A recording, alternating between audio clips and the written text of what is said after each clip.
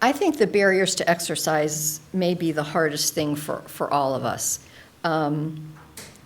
There's a lot more reasons why people don't exercise than what we have on the screen. But some of these are used a lot, but they're very valid. I don't have enough time to exercise. I think a lot of us feel that way. How do I fit this in? So again, let's think about activity and maybe not exercise. How can I fit more activity into my daily routine? Exercise is boring. It can be very boring. And that's why we want to try and pick things that we enjoy, maybe we do with somebody else. If I take a walk by myself, I walk and that's fine, and I can listen to music or whatever. If I'm talking with somebody else, I can walk until the ends of the earth. So do something, maybe if it's more social, it will be more enjoyable.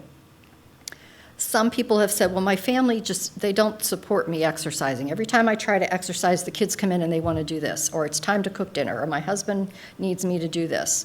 So sometimes ways to get around that, pick activities to do with your family. So you're spending time with your family, and yet you're all getting your activity in, because we want our kids to be active too. We want to get them away from the TV and the computer. This is very valid. I'm afraid I'll hurt myself if I exercise. And a lot of people after their cancer diagnosis feel that way. The cancer's taken away some of that confidence they had in their body. People used to say, I knew my body before this, now I don't know what it's going to do. So that's a real valid point. And so a lot of times, we'll encourage people, we'll try a James Care for Life class. It's a very safe environment, it's a structured environment, and you might be able to try something you used to do or try something completely new and gain some confidence that you can do these things.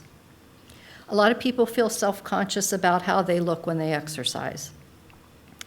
I don't want to go to the gym and stand next to someone who's this big around in their cute little outfit. So, you got to find that comfortable place for you to exercise. I'm too tired.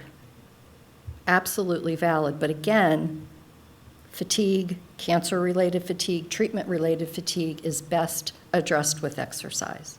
And again, the I'm afraid to exercise is a valid point, and there are ways to get around that and gain that confidence back in your body. So just a little tidbit. So a 1-hour workout is only 4% of your day. We probably could think about it, just 30 minutes. That's 2% of your day, if I'm such a math whiz. But we can do that, and we can find ways to put that in our day. So we have to find a way to get started, and that's typically our first hurdle. Think about what you do now. When is there a time in your day when you're a little more active, or where could you put in a little more activity? And then you might just make one little goal. It might be using the stairs in the morning when you get to work instead of taking the elevator.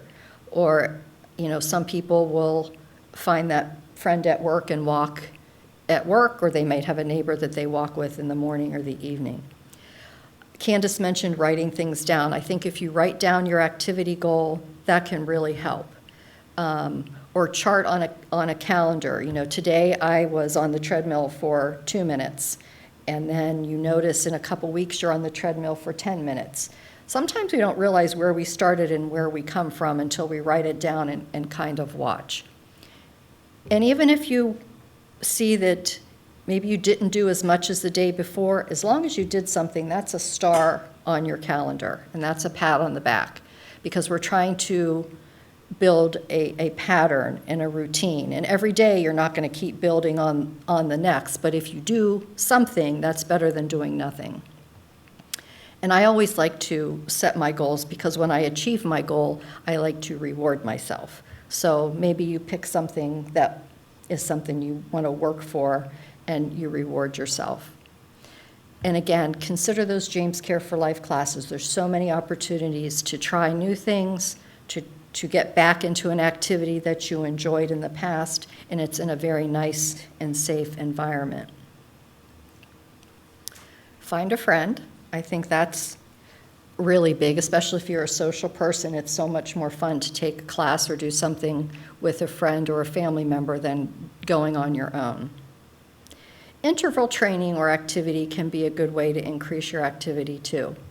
Some people want to start jogging, and so doing a walk and then run for 30 seconds, and walk and then run for 30 seconds. Or if you're not quite to that level, maybe you do some standing exercises in your living room, but then you sit down for a 30-second to a minute break. But trying to intersperse activity and rest, or higher activity and a slightly lower activity, can help you build up your endurance and increase your physical fitness. A lot of us will do better if we turn on some music, or if you're outside. And some don't mind the cold, but it's not the nicest weather right now to be outside. But music can help.